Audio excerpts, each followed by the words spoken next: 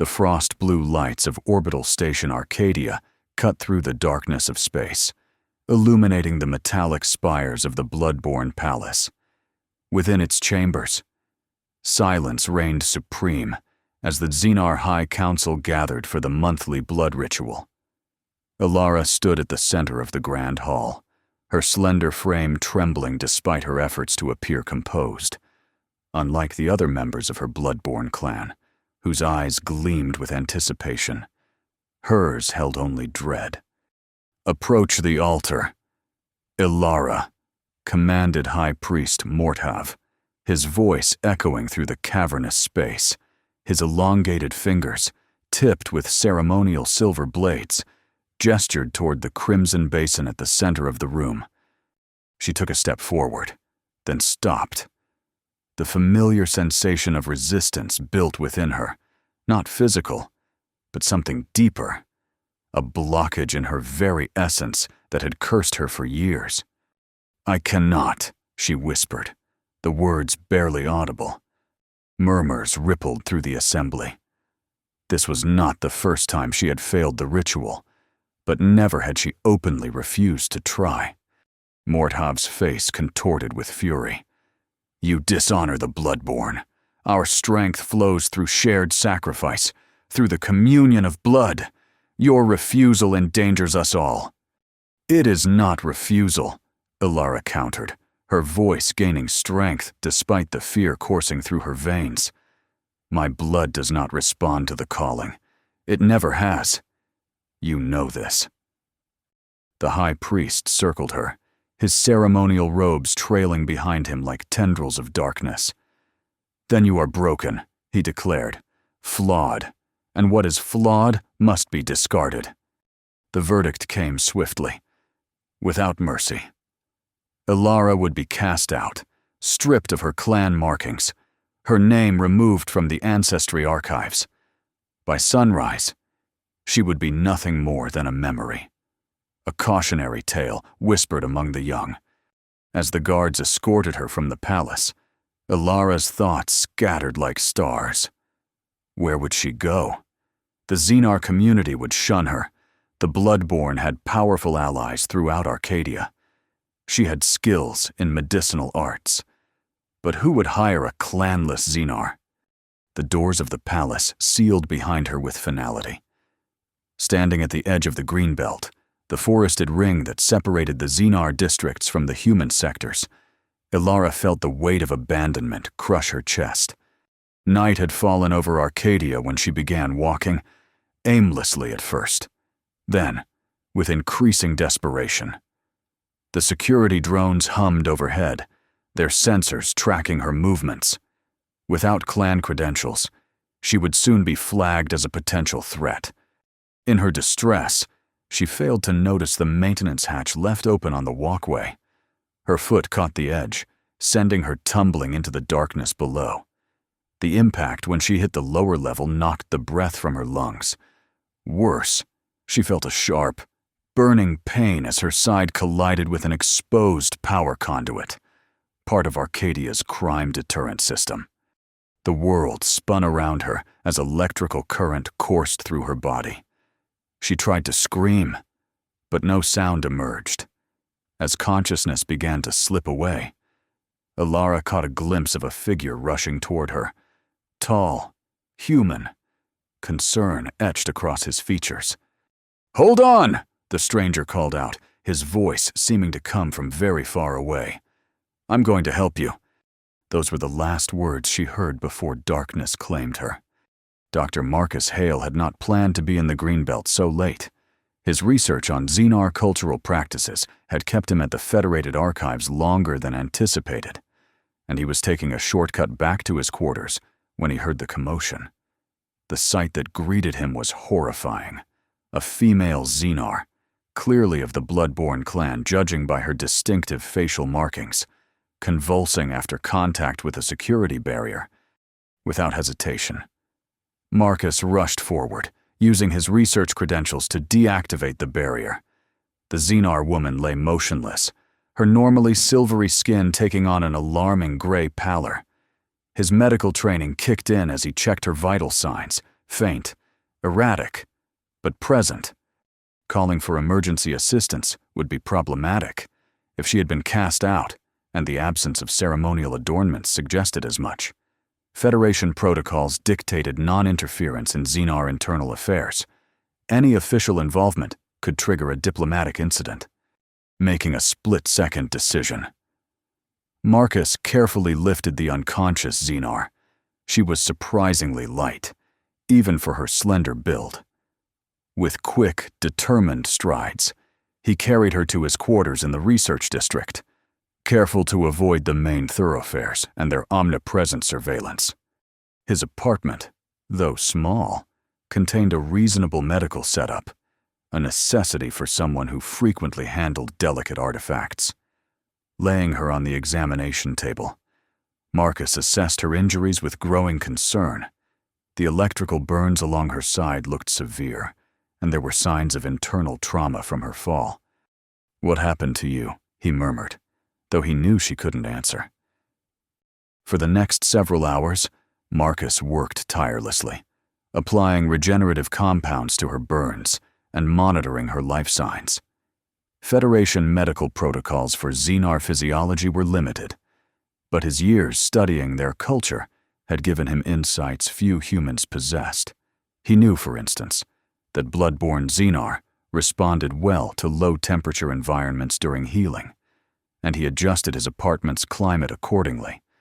Dawn was breaking over Arcadia when Alara first showed signs of regaining consciousness. Her eyelids fluttered, revealing irises of deep violet, unusual even among the blood-borne. Marcus moved closer, speaking softly. "You're safe," he assured her. "My name is Dr. Marcus Hale. I'm a xenoanthropologist with the Federation Research Division." Her eyes widened with fear, and she tried to sit up, only to collapse back with a silent gasp of pain. "Please, don't move," Marcus urged. "You've sustained significant injuries. The electrical discharge from the security barrier caused damage to your vocal membranes. Your voice will return, but it will take time." Alara's gaze darted around the unfamiliar surroundings, suspicion evident in every tense line of her body. "I found you in the green belt," Marcus explained, keeping his distance to avoid alarming her further. "You fell through a maintenance hatch and hit a security barrier. I couldn't take you to the Federation Medical Center. They would have had to report you to the Xenar authorities." At the mention of Xenar authorities, Alara's expression changed from fear to resignation. She made a gesture toward her throat, then pointed at a data pad on the nearby counter. Understanding, Marcus handed her the device. With trembling fingers, she typed. "Why help me?" The question caught Marcus off guard. "Because you needed help," he answered simply. "I couldn't leave you there to die. Bloodborne would have, broken ones have no value." Marcus frowned. "That's not how I see it. No one is without value." Alara studied him for a long moment, then typed again.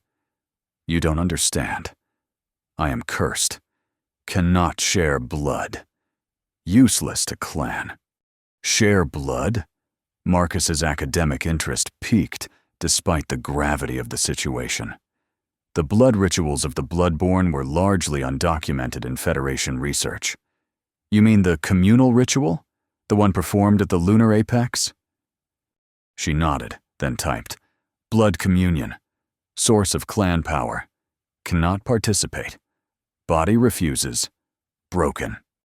"That doesn't make you broken," Marcus objected. "It makes you different, and difference isn't inherently negative." Alara's expression suggested she found his perspective naive, but she didn't argue further. Instead, she typed, "What happens now?" It was a question Marcus had been pondering throughout the night. By Federation law, he should report her presence. By Xenar custom, she was an outcast, no longer entitled to their protection. His career, his research, his standing in the academic community, all could be jeopardized if he were discovered harboring a clanless Xenar. Yet looking at her, injured and vulnerable. Marcus couldn't bring himself to abandon her to bureaucratic processes that would likely return her to a society that had already rejected her. "Now," he said with more confidence than he felt, "you rest and heal. My quarters are secure, and I have supplies. When you're stronger, we'll figure out the next steps together." Alara's brow furrowed, clearly skeptical of his offer. "Why would you risk yourself for stranger?" Marcus considered the question carefully. "I believe that compassion shouldn't be constrained by species or clan designations." And, he added with a small smile, "I've spent years studying Xenar culture from a distance. I'd be lying if I said I wasn't interested in learning more directly from someone with first-hand experience." She studied him for a long moment, then typed one final message before exhaustion overtook her. "Humans are strange, but I have nowhere else to go." As Alara drifted back to sleep, Marcus watched the steady rise and fall of her chest, wondering what chain of events he had set in motion by bringing her into his home and his life. Days passed, stretching into weeks. Alara's physical recovery progressed steadily, her burns healing with minimal scarring thanks to Marcus's careful treatment. Her voice returned gradually, first as a whisper, then gaining strength, though it retained a raspy quality that hadn't been there before. Marcus divided his time between his research duties and caring for Alara. He taught her Federation standard language to supplement the basic knowledge she already possessed, while she, in turn, began teaching him the intricate nuances of Xenar dialects, knowledge previously inaccessible to human researchers. "The intonation is critical," she explained one evening, her voice still carrying that distinctive huskiness. "In my language, the same word spoken with different tonal patterns can mean completely opposite things."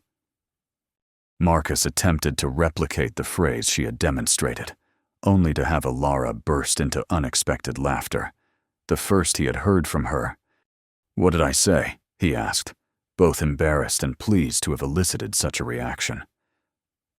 "You just declared your eternal devotion to a particular type of root vegetable," she informed him, amusement dancing in her violet eyes. These moments of lightness became more frequent as Alara grew comfortable in Marcus's presence. Yet shadows remained. Nightmares plagued her sleep, and she would often wake trembling, her skin clammy with cold sweat. On those nights, Marcus would sit with her, sometimes in silence, sometimes filling the darkness with stories from Earth's ancient history, tales of outcasts who found new purpose, new belonging. It was after one such night that Alara finally began to share her own story in full. "I was not always seen as flawed," she began, her gaze fixed on the stars visible through the apartment's viewport. "As a child, I participated in the minor blood rituals without issue. The problems began with my ascension ceremony, when I turned 16 by your calendar." Marcus listened intently, making mental notes, but careful not to interrupt her flow of recollection. The high ritual requires a deeper connection, a complete opening of oneself to the collective consciousness of the clan. When my time came, I approached the altar like all who came before me. I made the offering. She gestured to a faint scar on her palm. But when the moment came for communion, for the merging of my blood with the ancestral pool, something rejected. "Rejected?" Marcus prompted gently when she fell silent. "It was as though my blood itself rebelled. The elders said I was resisting, that I was holding back out of fear or pride. They gave me a second chance, then a third, but each attempt ended the same way." Her voice grew bitter. "Eventually, they decided I was defective, a genetic aberration that somehow slipped through early detection. And your family, did they not advocate for you?" Ilara's laugh held no humor. Family bonds are secondary to clan loyalty among the Bloodborne. My progenitors distanced themselves, as was expected. My clutch siblings were forbidden from acknowledging my existence. The casual cruelty of such complete rejection stunned Marcus. You were completely alone? Not entirely, Ilara admitted. There was Kalis, my childhood friend. She had already left the clan by choice, a scholar who preferred Federation education to Xenar traditions. She tried to help, to find alternatives, but the High Priest's influence was too great. And no medical intervention was possible? The Bloodborne do not view it as a medical condition. It is a spiritual failing, a sign that my soul is inadequate. She turned to face him directly.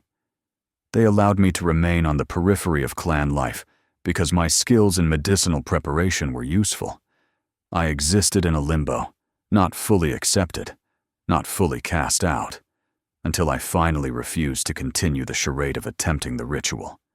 Marcus absorbed this information, connecting it with his academic knowledge of Xenar society. The ritual itself, what purpose does it serve? The Federation records describe it as a religious practice, but the details are sparse. Ilara hesitated, clearly weighing how much to reveal. It is complicated. The communion strengthens psychic bonds between clan members, enhances certain abilities. The Bloodborne possess heightened empathic sensitivity, accelerated healing, and in some cases, limited telepathic communication. These abilities are reinforced through the ritual. And without participation in the ritual, these abilities diminish. For most, yes. But for me, she looked down at her hands. My abilities remained intact, even grew stronger in some ways. That frightened the elders more than my failure to commune. They believed it unnatural, possibly dangerous. This revelation represented a significant departure from known Federation understanding of Xenar biology. Marcus struggled to contain his academic excitement at such new information, reminding himself that this was Ilara's lived trauma, not merely a research breakthrough. Is it possible, he ventured carefully, that rather than being broken, you've simply evolved differently? Perhaps your body developed an alternative method of accessing these abilities. Ilara's expression turned thoughtful. I had not considered that possibility. Among the Bloodborne, deviation from established patterns is automatically categorized as deficiency. Their conversation was interrupted by the apartment's security system announcing an incoming communication. Marcus checked the identifier and frowned. It's the Federation Anthropology Department, he told Ilara. I need to take this. She nodded and moved to the sleeping alcove, out of the communication device's range. The holographic projection flickered to life, revealing the stern features of Director Voss, Marcus's department head. Dr. Hale, she greeted him without preamble. Your research report on Xenar mourning practices was due yesterday. This is unlike you. My apologies, Director, Marcus replied smoothly. I've been pursuing a new line of inquiry that required my full attention. I'll have the report transmitted by tomorrow. Director Voss's eyes narrowed. New line of inquiry? You haven't filed any protocol amendments. It's preliminary work, Marcus explained, hoping his discomfort wasn't visible. I wanted to verify certain hypotheses before formalizing the research parameters. I see. The director didn't sound convinced. Dr. Hale, there have been concerns raised about your activities. Security systems logged your credentials being used to deactivate a greenbelt barrier 3 weeks ago. There was an incident report, but no follow-up documentation. Marcus's heart raced, but he kept his expression neutral. There was a maintenance malfunction affecting one of the cultural artifacts I was transporting. I filed the technical report with station operations, Did you? Director Voss consulted something off-screen. Interesting. It seems to have been misfiled. I'll have my assistant locate it. Her gaze returned to Marcus, penetrating in its intensity. Remember, Dr. Hale, that your position grants you unusual access to Xenar cultural spaces. The Federation's relationship with the Xenar Confederation remains delicate. Any impropriety could have far-reaching consequences. I understand completely, Director. Good, I'll expect your report tomorrow. The communication ended abruptly. Marcus released a long breath, turning to find Alara standing in the doorway of the sleeping alcove, her expression troubled. They suspect something, she said quietly. Director Voss is naturally suspicious, Marcus assured her, with more confidence than he felt. But she has no reason to connect that incident with you specifically. You should not risk your position for me. Alara's voice was firm. Perhaps it would be better if I left. I could seek refuge in the lower levels, among the unregistered. The thought of Alara navigating the dangerous underbelly of Arcadia sent a chill through Marcus. Absolutely not. The unregistered sectors are controlled by criminal syndicates that would exploit someone in your position. Then what alternative exists? I cannot remain hidden in your quarters indefinitely. Marcus considered their options. Kalis, your friend who left the clan. Could she help? Alara's expression brightened momentarily, then fell. Kalis left Arcadia years ago for a research position on Titan. I have no way to contact her. But if we could reach her? She would help, Alara confirmed. She always understood my difference better than anyone. Marcus moved to his workstation, mind racing with possibilities. The Federation maintains a directory of all registered researchers. If she's working in an official capacity on Titan, I should be able to locate her. After several minutes of searching secure databases, Marcus sat back with a satisfied smile. Found her. Dr. Kalis Vex, xenobiologist, currently stationed at the Titan Science Academy. Hope kindled in Alara's eyes. Can you contact her? Not directly, not without raising flags in the system. Marcus drummed his fingers on the desk, thinking. But I have a colleague who regularly corresponds with the Academy. I could send an encoded message through their communication stream. Alara moved closer, looking over his shoulder at the screen displaying Kalis's credentials. She looks different, she murmured. More human in her styling. Many Xenar who work closely with humans adopt elements of our appearance conventions, Marcus observed. It facilitates integration. I never understood that practice before, Alara admitted. But now, living among humans, I begin to see the value in cultural adaptation. Marcus began composing a carefully worded message to his colleague, Dr. Sunita Kapoor, requesting a research consultation with Dr. Vex on Titan. Within the seemingly innocent academic inquiry, he embedded code phrases that he hoped Kalis would recognize as coming from Alara. How long until we might receive a response? Alara asked, after he transmitted the message. Communication with Titan has about a 9-hour delay at current orbital positions, Marcus explained. If Dr. Kapoor forwards the message promptly, and if Kalis recognizes the hidden meaning, we could hear back within a day. As it turned out, they didn't have to wait nearly that long. 3 hours later, Marcus's private communication channel activated, not with a response from Titan, but with a direct call originating from within Arcadia itself. The identifier was blocked, but when Marcus cautiously accepted the transmission, the screen revealed a female Xenar with distinctive facial markings, partially obscured by human-style cosmetics. Dr. Hale, she greeted him, her tone measured, but her eyes intense. I believe you have information regarding a mutual acquaintance. Marcus glanced at Alara, who had moved into view of the communication device, her face transformed by recognition and disbelief. "Kalis," she whispered. The Xenar woman on the screen stared in shock. "Ilara, by the ancient stars, you're alive!" "You're on Arcadia?" Ilara asked, confusion evident in her voice. "I thought you were on Titan." "I returned 6 months ago," Kalis explained. "But when I tried to find you, I was told you had died during a failed ritual attempt." Her eyes narrowed with anger. "Another of Morthav's lies." "I see." "Not entirely," Ilara said. "I would have died if not for Dr. Hale's intervention." Kalis's gaze shifted to Marcus, assessing him with new interest. "You risked much, Doctor. The Bloodborne have been searching for a missing acolyte for weeks. They have not named Ilara specifically, but the timing aligns." Marcus felt a chill at this confirmation of his fears. "Then they know she survived."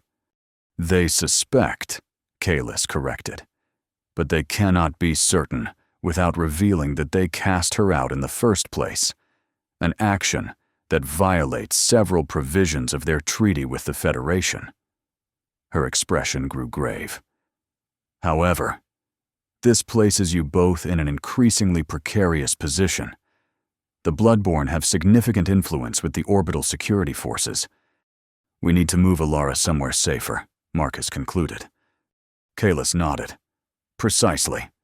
I have access to secure facilities through my research authorization, but moving her through Arcadia undetected will be challenging." "I have some ideas about that," Marcus said. "But first, how did you know to contact me? The message I sent to Titan couldn't have reached you here?" A smile tugged at Kalis's lips. "I maintain certain unofficial monitoring protocols for communications mentioning specific keywords. Your message to Dr. Kapoor triggered one of those protocols. That's against Federation communication regulations," Marcus pointed out, though he couldn't muster much disapproval given their circumstances. "Indeed. How fortunate that not everyone adheres strictly to regulations." Kalis's attention returned to Ilara. "Can you travel? You appear recovered. But I know the Bloodborne casting out ritual takes a physical toll." "I am well enough," Ilara assured her. "Dr. Hale has been thorough in his care." "Good." Kalis's manner became brisk, efficient. "I'll transmit coordinates for a meeting point. Come after station midnight, when security shifts change. Wear the clothing I'm sending specifications for. It will help mask Ilara's biosignature from routine scans." As the call ended, Marcus turned to Ilara, finding her eyes bright with a mix of hope and apprehension. "Do you trust her?" he asked. Ilara nodded without hesitation. "With my life. Kalis was the only one who stood by me when the problems with the ritual began. She defied the clan to help me then, as she's doing now." Marcus began gathering the supplies they would need for their nighttime journey. "Tell me about her. How did she manage to leave the clan without being cast out?" "Kalis was always different," Ilara explained, helping him prepare. "Brilliant, curious, constantly questioning traditions that others accepted without thought. She excelled in the blood rituals, so much so that the elders couldn't dismiss her abilities, despite her unorthodox ideas." "So they let her leave for academic pursuits?" "Not willingly," Ilara clarified. "She threatened to reveal certain clan secrets to Federation researchers if they interfered. The Bloodborne value their privacy above almost everything. They agreed to a compromise. She could pursue her studies off-clan, provided she maintained certain loyalties." Marcus raised an eyebrow. "It sounds like she found a way to manipulate the very system that oppressed you." "Kalis always said that knowledge is the ultimate weapon," Ilara replied with a faint smile. "She taught me much, though I lacked her courage to defy the clan so openly." "Until now," Marcus pointed out. Ilara paused in her preparations, considering his words. Yes, she acknowledged softly. Until now. The hours until station midnight crawled by with excruciating slowness. Marcus used the time to complete his overdue research report, transmitting it to Director Voss with a silent prayer that it would temporarily allay her suspicions. Alara meditated in the Xenar tradition, preparing herself mentally for the journey ahead. When the time finally came, Marcus helped Alara into the specialized clothing Kalis had specified, a modified environmental suit that incorporated technology designed to scatter bioscanners. Over this, she wore a standard Federation civilian overcoat, its hood pulled low to shadow her distinctive features. "Ready?"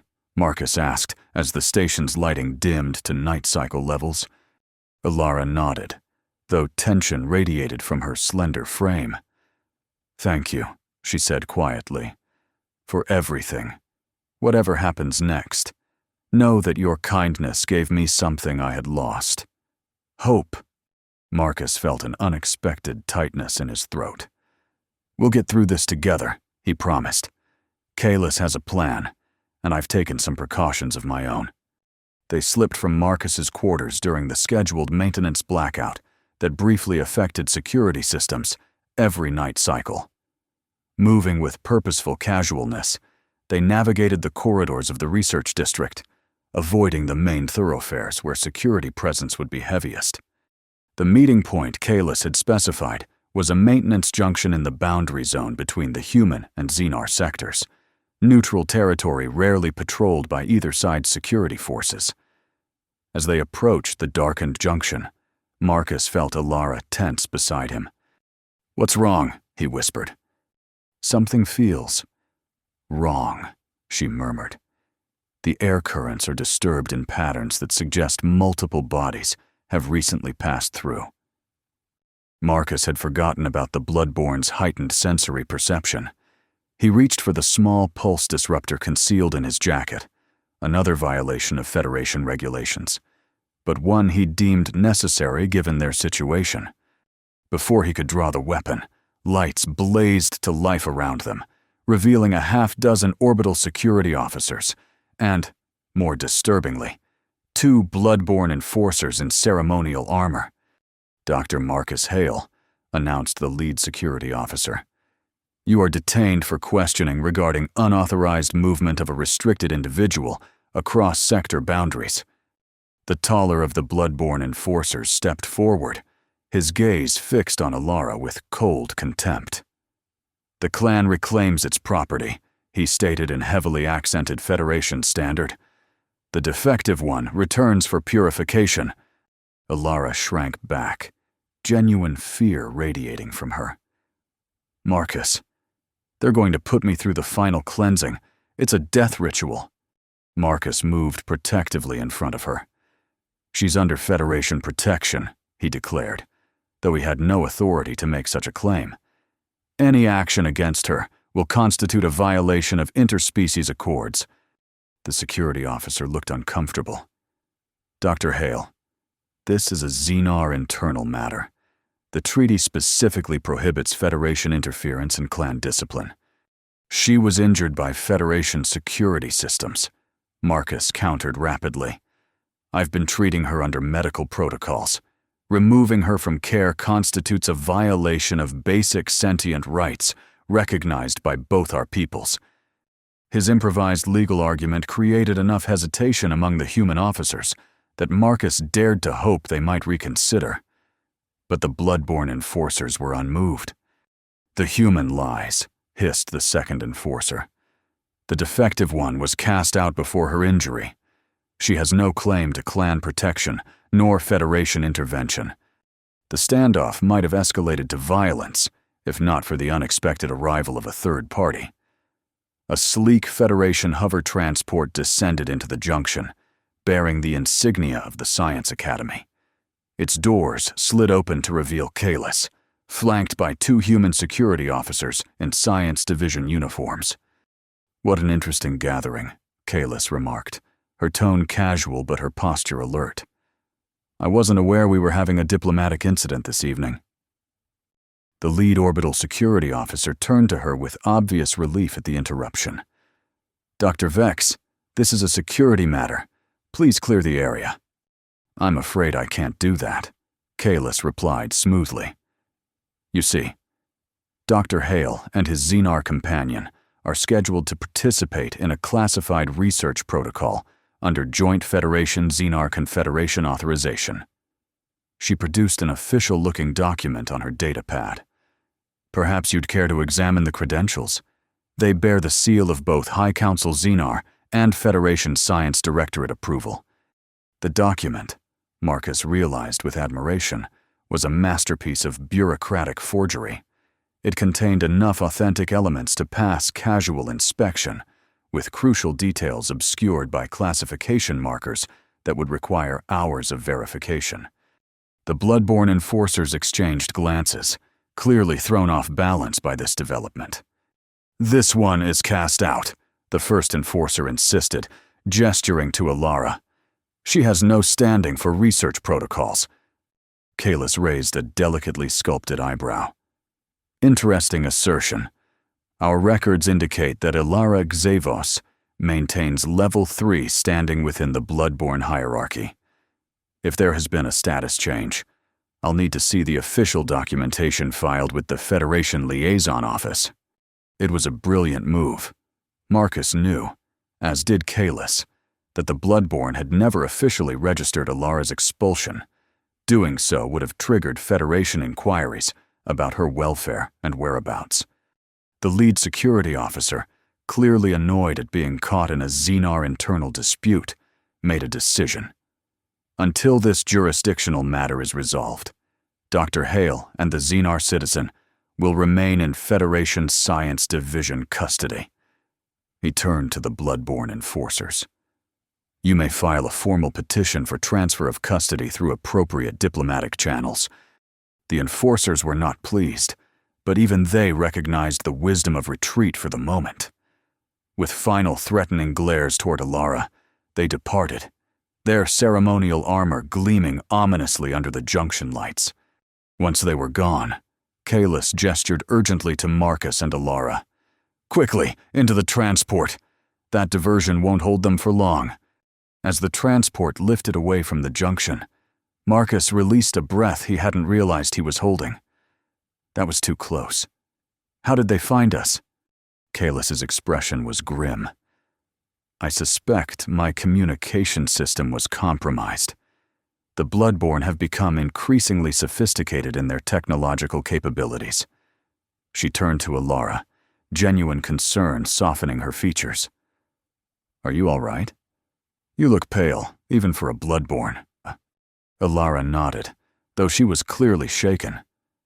The proximity to the enforcers. Their presence activates certain psychic resonances that are unpleasant. We're heading to my research facility in the Outer Ring, Kalis informed them. It's technically outside both Federation and Xenar jurisdiction, classified as a neutral scientific installation under the Arcadia Charter. And the documentation you showed the security officers? Marcus asked. A mischievous smile played across Kalis's face. Creative interpretation of existing research protocols, with some strategic enhancements. It won't withstand detailed scrutiny, but it should buy us time. Time for what? Alara asked. Kalis's expression grew serious. Time to understand what's really happening with your blood anomaly, and why the High Priest is so determined to eliminate you because of it. The research facility proved to be a marvel of hybrid technology. Federation equipment integrated with Xenar biological interfaces in ways Marcus had never seen before. Kalis explained that the installation focused on xenobiology, specifically the unique physiological adaptations of various species to space environments. My official research concerns the comparative circulatory systems of humanoid species, she told them as she led them through security protocols into the heart of the facility. But my unofficial work has centered on bloodborne hematology, specifically the unusual properties that enable the communion ritual. Alara looked around with undisguised fascination. This is far beyond anything the clan healers possess, because they deliberately limit their knowledge, Kalis replied with a hint of bitterness. The high priests control access to scientific advancement, keeping the clan dependent on traditional methods that reinforce their authority. She directed them to a secure inner laboratory, where specialized medical equipment hummed with quiet efficiency. Here, we can safely analyze your condition without fear of detection or interference. Marcus watched as Kalis guided Alara through a series of sophisticated scans, noting the easy familiarity between the two Xenar women. Their friendship was evident in small gestures, shared glances, an occasional touch of reassurance. You mentioned wanting to understand why the High Priest fears Alara's condition, Marcus said as Kalis studied the preliminary results. Do you have a theory? More than a theory, Kalis replied, without looking up from her data analysis. I believe Alara represents an evolutionary advancement that threatens the control structure of the bloodborne hierarchy. Alara stared at her friend in shock. Advancement, not deficiency? Precisely. Kalis finally looked up, excitement evident in her eyes. The communion ritual was originally a survival mechanism that evolved in our ancestors thousands of years ago. It allowed scattered groups to share immunity information and establish psychic bonds that enhanced group survival. Over time, the priests formalized and ritualized this natural process, adding elements that created dependency. Dependency? Marcus asked, his researcher's instincts fully engaged. Kalis nodded grimly. The current ritual includes compounds that create temporary enhancement, but long-term addiction. It's subtle, brilliantly engineered, and completely unknown to most bloodborne. The clan members believe they need the ritual for their abilities to function, when in fact, the ritual itself creates that need. And I'm somehow immune to this addiction? Alara asked, struggling to absorb this revelation. Not immune, Kalis corrected. Evolved beyond it.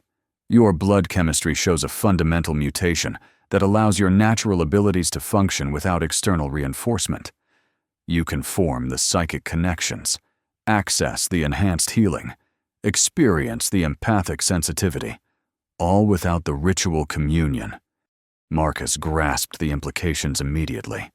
If others discovered this was possible, the entire power structure of the bloodborne would collapse. Kalis finished, which is why Morthav and the other high priests are so determined to eliminate you. Alara, you're not just a random mutation. You're living proof that their control is unnecessary. Alara sat in stunned silence, the weight of this revelation visible in her expression. All these years, she finally whispered, I believed I was broken, that there was something fundamentally wrong with me. The only thing wrong, Kalis said firmly, was the system that convinced you of that lie. A security alert interrupted their conversation, a flashing red indicator on Kalis's communication device. Perimeter breach, she announced, her tone suddenly professional. Multiple intruders approaching from the main access corridor. Marcus moved to a monitoring screen, his heart sinking as he saw the distinctive armor of bloodborne enforcers, now accompanied by what appeared to be Federation security personnel. They found us, he stated unnecessarily, and they've brought official backup. Kalis cursed in the Xenar tongue. They must have verified the documentation was falsified. We need to move, now. Where? Alara asked. If both Federation and bloodborne forces are cooperating, there's nowhere on Arcadia we can hide. Kalis moved to a wall panel, activating a hidden mechanism that revealed a small but well-equipped transport craft. Who said anything about staying on Arcadia? This research vessel is cleared for short-range exploration missions. We can reach the nebula rift before they realize we've left the station. Marcus hesitated. the enormity of what she was suggesting hitting him full force. Leaving Arcadia would mean abandoning his career, his research, everything he had worked for. He would become a fugitive from both human and Xenar authorities. Alara noticed his hesitation. "You should stay." "Marcus," she said softly. "This isn't your fight. You've already risked too much for me." He looked at her. Really looked at her. In the week since he'd found her broken and discarded, she had transformed from a terrified outcast into someone beginning to reclaim her strength, her dignity. The thought of her facing whatever came next without him was unexpectedly painful. "Actually," he said, "decision made. I think it is my fight, or at least it's one I choose to join." He turned to Kailas. "I'm coming with you." Relief flashed across Alara's features before she could mask it. Kailas merely nodded, as if she had expected nothing less. "Then let's not waste any more time," she said, activating the vessel's launch sequence. The Nebula Rift isn't just a hiding place. It contains an abandoned research outpost with equipment we can use to complete my analysis of Alara's condition. As they boarded the transport, alarms began blaring throughout the facility. The small craft detached from its docking bay just as the laboratory doors burst open, revealing the first of the bloodborne enforcers. The last thing Marcus saw as the airlock sealed was the enraged face of the lead enforcer, his features contorted with fury at their escape. The vessel accelerated away from Arcadia, its stealth systems engaging to mask their trajectory. Through the viewport, Marcus watched as the massive orbital station receded into the distance, along with everything familiar and safe in his life. Beside him, Alara placed a gentle hand on his arm. "Thank you," she said simply. He covered her hand with his own. "We're in this together now." Kailas, monitoring the vessel's controls, allowed herself a small smile at the exchange. "Set course for the Nebula Rift," she instructed the navigation system. "Maximum stealth protocols." As Arcadia vanished from view, replaced by the swirling gases of the distant nebula, Marcus felt a strange sense of liberation. Whatever came next would be dangerous, uncertain, but also true to his deepest beliefs about justice and compassion. For now, that was enough. The journey to the Nebula Rift was tense, but uneventful. Kailas's vessel, designed for scientific exploration, incorporated advanced stealth technology that effectively masked their trajectory from Arcadia's tracking systems. The rift itself, a vast cloud of ionized gas and stellar debris, provided additional natural cover, its electromagnetic properties interfering with conventional sensors. "We're approaching the research outpost," Kailas announced after several hours of careful navigation through the nebula's outer boundaries. It was abandoned during the border realignment 5 years ago, technically Federation territory, but too remote for regular monitoring. The outpost materialized through the multicolored haze of the nebula, a compact structure anchored to a small asteroid. Its external lights were dark, giving it the appearance of a derelict. But as they drew closer, Kailas activated a remote sequence that brought the station humming to life. "You've been here before," Marcus observed, noting her familiarity with the systems. Kailas nodded. "I maintained it as a backup research facility when I realized the direction my investigations into bloodborne biology were taking. Sometimes it pays to have a bolt hole beyond jurisdictional reach."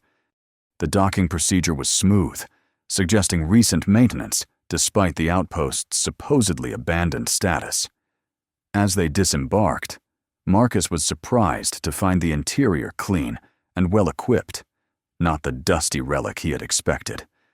"Welcome to Freedom Point," Kailas said with a hint of pride. Not the most inspired name, perhaps, but accurate in its function. Alara moved through the main laboratory with evident wonder. You built all this in secret? How? Not alone, Kalis admitted. There are others, both Xenar and human, who question the status quo of our societies. People who believe in true cooperation, not the carefully controlled integration that passes for harmony on Arcadia. She led them to a central chamber housing sophisticated medical equipment. Here's where we'll complete the analysis we began on Arcadia, with comprehensive data on your condition. Alara, we can develop a strategy. Strategy for what? Marcus asked. Kalis's expression grew intense. For exposing the truth about the bloodborne rituals, for offering an alternative to those who wish to break free from the High Priest's control. You're talking about revolution, Alara said, her voice hushed. Evolution, Kalis corrected, a natural progression from outdated systems of control to genuine self-determination. Marcus, while sympathetic to the cause, maintained his scientific skepticism. Even with proof of manipulation, changing an entire cultural system won't be easy. The Bloodborne have practiced these rituals for centuries. They're deeply ingrained in their identity, which is why we need more than just scientific evidence. Kalis agreed. We need a living example of the alternative. She looked meaningfully at Alara. We need you. The next several days fell into a pattern. Mornings were dedicated to comprehensive analysis of Alara's unique physiology. Kalis took samples, ran tests, compared results against baseline bloodborne data she had accumulated over years of research. Marcus assisted, his anthropological perspective offering valuable insights into the cultural implications of their findings. Afternoons focused on planning. Using Kalis's extensive network of contacts, they mapped out bloodborne power structures, identified potential allies, and developed strategies for challenging the High Priest's authority.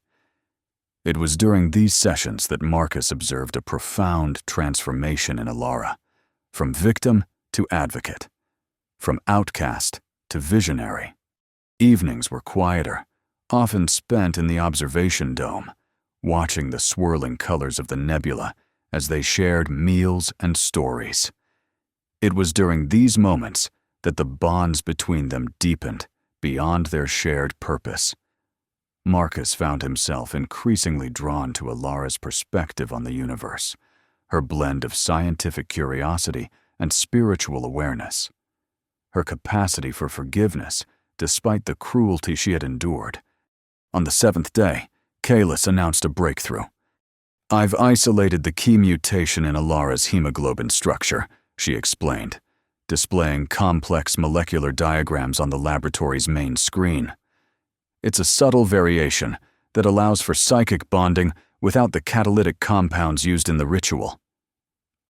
Can this mutation be replicated? Marcus asked. Not artificially induced, Kalis replied.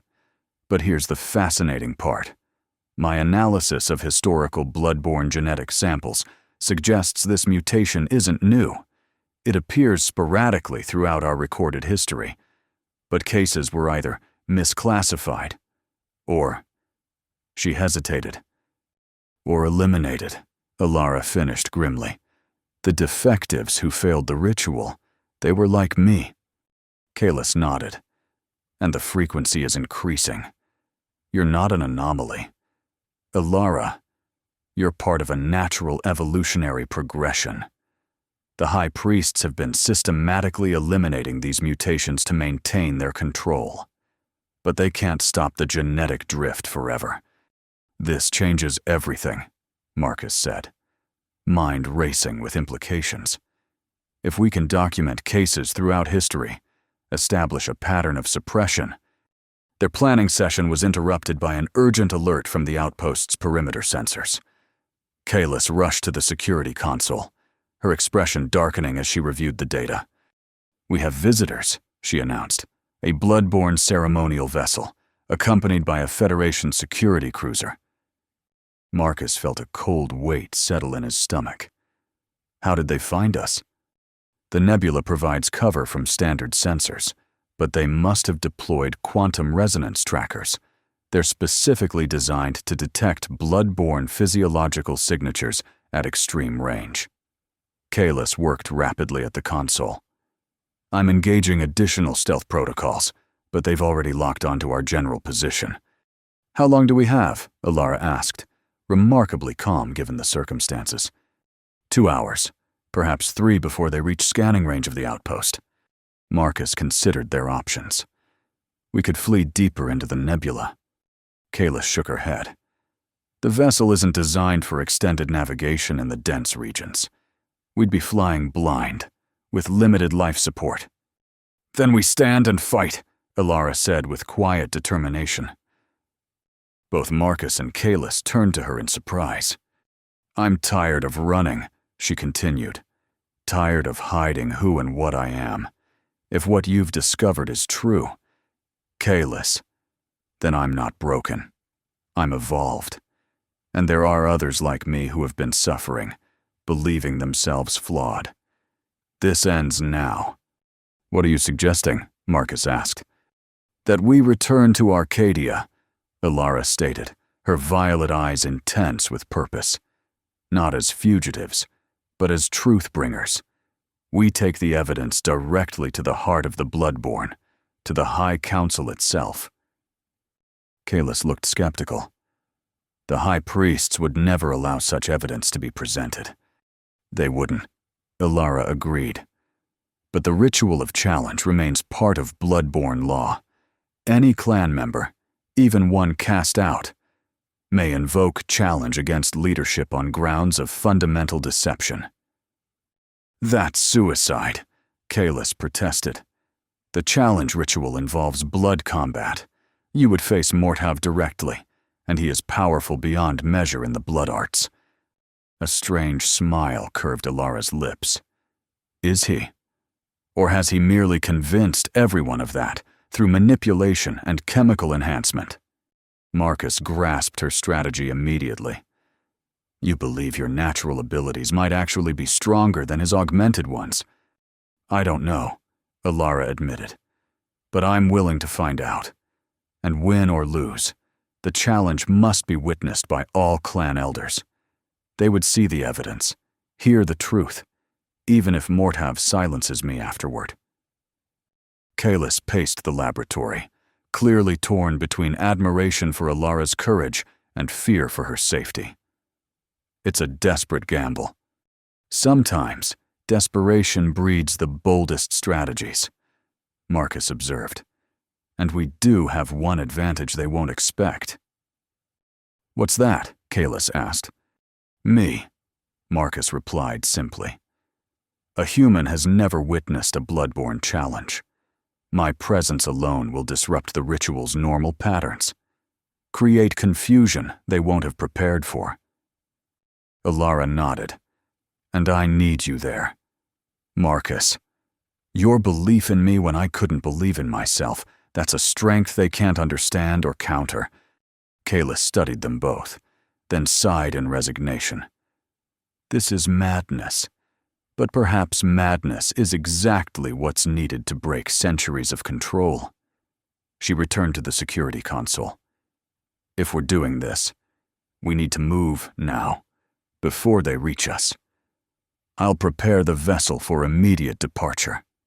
As Kalis made preparations, Marcus helped Alara gather the crucial research data, securing it in specialized containers designed to withstand scanning and interference. Are you certain about this? He asked her quietly. Once we commit to this course, there's no turning back. Alara's expression was serene, her earlier fear replaced by resolute purpose. I spent my life believing I was deficient. Marcus, that belief nearly destroyed me.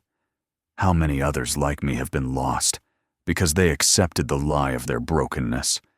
This isn't just about my freedom anymore. It's about truth. And truth, once revealed, cannot be unseen. Her words resonated with Marcus's own deepest principles as a researcher and scholar. How often had he witnessed the suppression of knowledge in the name of stability or tradition? How many times had he compromised his findings to accommodate political sensitivities? "Then we do this together," he said, taking her hand. "All the way." The journey back to Arcadia was a calculated risk. Rather than fleeing from their pursuers, they plotted a course that would intercept the bloodborne vessel before it reached the outpost. The element of surprise, Kalis reasoned, might give them a crucial advantage. The encounter, when it came, was brief but intense. The bloodborne ceremonial vessel, not expecting their quarry to approach directly, was caught unprepared when Kalis's craft emerged from a dense pocket of nebula gases directly in their path. Before they could react, Kalis had transmitted a formal declaration of challenge, invoking ancient protocols that even the High Priest could not ignore without losing face. The Federation security cruiser, bound by diplomatic protocols to respect Xenar internal affairs once the challenge was declared, maintained position at the edge of the nebula, neither interfering nor offering assistance. Under the protection of sacred challenge rites, their small vessel was escorted back to Arcadia. As they approached the massive orbital station, Marcus felt a surreal calm descend upon him. Whatever happened next would change not just their lives, but potentially the future of human-Xenar relations forever. The great hall of the Bloodborne Palace gleamed with cold, metallic splendor as Marcus entered alongside Alara. According to ancient tradition, each challenger was permitted one witness, a role Marcus now filled for Alara, while Kalis had been barred from the proceedings due to her own complicated status with the clan. The assembled elders and high-ranking clan members stared at Marcus with undisguised shock and disapproval. A human had never before set foot in this sacred space, and his presence alone constituted a profound disruption of tradition. High Priest Mortav stood at the center of the circular chamber, his ceremonial robes more elaborate than Marcus remembered from glimpses in cultural documentation. The priest's face was a mask of controlled fury as Alara approached, her head held high despite the whispers and hostile glares that followed her movement. "The outcast dares to invoke challenge," Mortav's voice carried effortlessly through the vast hall, "and compounds her sacrilege by bringing human filth into our sacred chamber. I invoke challenge on grounds of fundamental deception," Alara replied, her voice steady and clear. "Before the ancestors and the assembled clan, I charge that the High Priest has perverted the blood communion for purposes of control rather than unity." Gasps and murmurs rippled through the assembly. Such an accusation was unprecedented in living memory. Mortav's expression shifted from anger to something more calculating. "The challenge is accepted," he declared, surprising Marcus with his ready agreement. "As is tradition, it shall be settled through blood communion, a fitting end for one who could never truly join with her clan." Marcus recognized the trap immediately. By agreeing to the traditional format for the challenge, Mortav was forcing Alara into precisely the ritual she had always failed to complete. It was a masterful countermove, designed to humiliate her one final time before eliminating her as a threat. But Alara showed no sign of concern. Instead, a subtle smile played at the corners of her mouth as she stepped forward to the central altar, a basin of polished silver that dominated the chamber's center. "The terms are accepted," she stated formally. "Let all bear witness to what follows." The ritual began with Mortav's measured approach to the altar. With theatrical precision, he drew a ceremonial blade across his palm, allowing crimson droplets to fall into the basin. The blood did not behave as normal fluid might. It seemed to writhe with purpose, spreading into intricate patterns across the silver surface. "The blood speaks," Mortav intoned. "The blood reveals. The blood unites." It was Alara's turn next. Marcus held his breath as she approached the altar, wondering if their gamble would fail at this critical juncture. What if her inability to participate in the ritual wasn't the evolutionary advantage they believed, but simply an incompatibility? Alara raised the ritual blade, meeting Marcus's gaze briefly before drawing it across her palm. Her blood joined Mortav's in the basin, but instead of merging with his pattern, it remained distinct, forming its own complex geometry that seemed to pulse with internal light. Mortav's confidence faltered visibly. This was not the failure he had anticipated. "Now," Alara announced, her voice ringing through the chamber, "let truth flow between us. High Priest, not the curated truth you dispense to the clan, but the full reality of what you have done to our people." She placed both hands on the rim of the basin, and something extraordinary happened.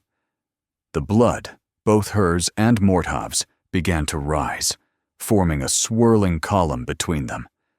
But unlike the normal communion, where the High Priest controlled the flow and exchange of information, this connection seemed balanced, even tilted in Alara's favor. Mortav's face contorted with shock and growing fear.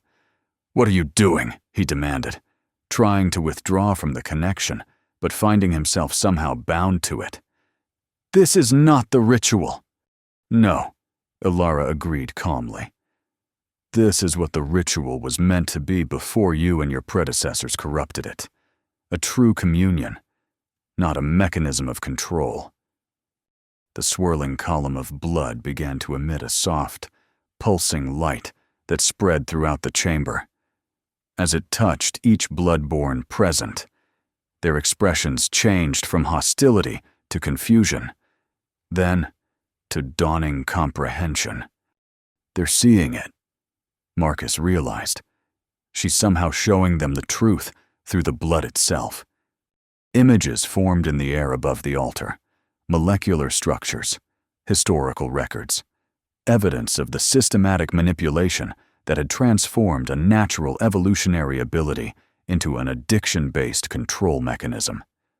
Alara was transmitting the entirety of their research directly into the collective consciousness of the assembled clan.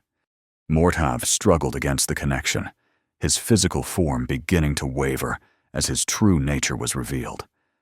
The enhancements he had used to maintain his superior position became visible to all: artificial implants, chemical augmentations, technologies forbidden by the very traditions he claimed to uphold.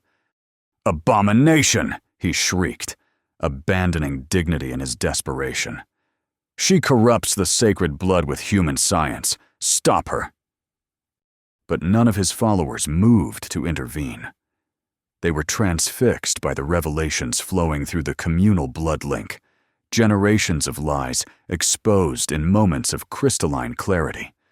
"I am not broken," Alara declared, her voice carrying the weight of absolute conviction. "I am what we are becoming, what we were always meant to become. Free from chemical dependency, free from artificial limitation, free to connect with each other through choice rather than compulsion." The column of blood between them pulsed one final time, then collapsed back into the basin. Mortav fell to his knees, his enhanced strength deserting him as the truth of his deception became known to all. Alara turned to address the assembly, her face radiant with purpose. "For too long, we have equated tradition with truth, but traditions must evolve as we evolve. The communion is a gift, not a chain. It should unite us through choice, not bind us through dependency." An elder stepped forward, ancient even by blood-born standards, her face etched with the wisdom of centuries. "What you have shown us cannot be unseen," she acknowledged, "but change cannot come in a single moment. Generations have known only the path set by the high priests. I don't ask for immediate revolution," Alara responded, "only for the right of choice. Let those who wish to follow the old ways do so, but let those who seek a different path have the freedom to explore it without fear of being labeled defective or cast out. The elder considered this proposal, then turned to the assembly. The challenge has been met and truth revealed. By ancient law, the challenger's petition must be honored. She fixed Mordhav with a stern gaze. The high priest's deception violates our most sacred principles. He is removed from authority, pending full investigation of his actions. Mordhav's howl of rage echoed through the chamber as guards moved to restrain him. "You cannot cast me aside. I am the blood. I am the lineage." "You are one voice among many," the elder corrected him, "and no longer the loudest." As the disgraced high priest was led away, the elder turned back to Alara. "What would you have of the clan, challenger? As victor, you may claim position within the hierarchy." Alara shook her head. "I claim no position of authority. Instead, I ask for recognition of a new path, the way of free blood. Those who wish to explore communion without chemical enhancement should be permitted to do so, with protection rather than persecution." The elder nodded slowly. "It shall be so recorded. The clan acknowledges the way of free blood as a legitimate path within our traditions." She gestured to Marcus. "And what of the human? His presence here violates ancient prohibitions. Dr. Marcus Hale has shown more understanding of true blood-borne values than many born to the clan." Alara replied firmly. "I request formal recognition of his status as Friend of Blood, an ancient designation not used in generations, but still valid under clan law." This request caused more murmuring among the assembly, but the elder raised a hand for silence. "Unusual, but not without precedent. The human's actions have served truth, which is the highest value of the blood." She approached Marcus, studying him with ancient eyes that seemed to peer directly into his soul. "Do you accept this designation, knowing it binds you to our ways in matters of honor and truth?" Marcus met her gaze steadily. "I accept, with gratitude and respect." "Then it is done." The elder turned to address the entire assembly. "Much change comes to the bloodborne this day. Let us face it with wisdom rather than fear." As the formal proceedings concluded, Alara and Marcus were permitted to leave the Great Hall without escort, a significant mark of respect. In the antechamber, they found Kalis waiting, her expression betraying her anxiety. "You're alive," she exclaimed, embracing Alara tightly. "When they wouldn't let me enter, I feared the worst." "More than alive," Alara told her, eyes bright with triumph. "The way of free blood has been formally recognized. The high priest has been removed from power." Kalis stared in disbelief. "In a single ritual? How?" She showed them the truth directly. Marcus explained. "Through the blood itself. It was extraordinary." "This is just the beginning," Alara cautioned. "Centuries of tradition won't change overnight. There will be resistance, backlash from those who benefited from the old system." "But the first step has been taken," Kalis said, her voice filled with wonder. "And once begun, evolution cannot easily be stopped." Their conversation was interrupted by the arrival of a Federation delegation, led by a stern-faced official Marcus recognized as the Director of Interspecies Relations. "Dr. Hale," the director addressed him formally. "Your actions have created quite the diplomatic situation. Unauthorized interference in Xenar cultural practices, misappropriation of research resources, violation of restricted zones. The list of regulations you've broken is impressive." Marcus straightened, prepared to defend his choices. "I acted according to my conscience. Director, sometimes ethical imperatives must take precedence over regulations. To his surprise, the director's expression softened slightly. Fortunately for you, the diplomatic landscape has shifted rather dramatically in the past hour. The Xenar High Council has formally requested that all charges against you be dismissed, citing your new status as, what was the term? Friend of blood? That is correct, Ilara confirmed, stepping forward. Dr. Hale stands under clan protection in this matter. The director sighed. Then my hands are tied. Consider yourself officially reprimanded. Dr. Hale, but free to resume your duties, with some adjustments to your research parameters. He glanced at Ilara. The Federation would welcome a formal liaison to the newly recognized way of free blood, someone who understands both our societies. I believe that can be arranged, Ilara replied with a smile. Though there is much work to be done first within my own community. As the Federation delegation departed, the three allies found themselves alone in the antechamber, the future suddenly expanding before them with unexpected possibilities. What will you do now? Marcus asked Ilara. Build, she replied simply. Create a haven for those like me. A place where the broken can discover they were never truly broken at all. She took his hand, her touch conveying emotions too complex for words. Will you help me? Every step of the way, he promised. After all, I am officially a friend of blood now. Kalis watched their exchange with knowing eyes. The way of free blood will need more than just freedom, she observed. It will need knowledge, structure, purpose, and bridges between cultures, Ilara added. The Bloodborne have isolated themselves for too long, fearing contamination when they should have been seeking connection. As they left the Bloodborne Palace together, stepping into the diverse flow of life on Arcadia Station, Marcus felt a profound sense of rightness. The journey ahead would not be easy. Cultural revolutions never were. But it would be true. True to the evidence. True to ethical principles. True to the potential for growth that existed in both their peoples. Ilara paused at the boundary between the Xenar sector and the common areas, looking back at the gleaming spires of the palace. For so long, I believed I was thrown away because I was broken, she said softly. Now I understand that what they feared wasn't my brokenness, but my wholeness. A wholeness they had forgotten was possible. Marcus stood beside her, his presence a silent affirmation of her worth and her vision. Together.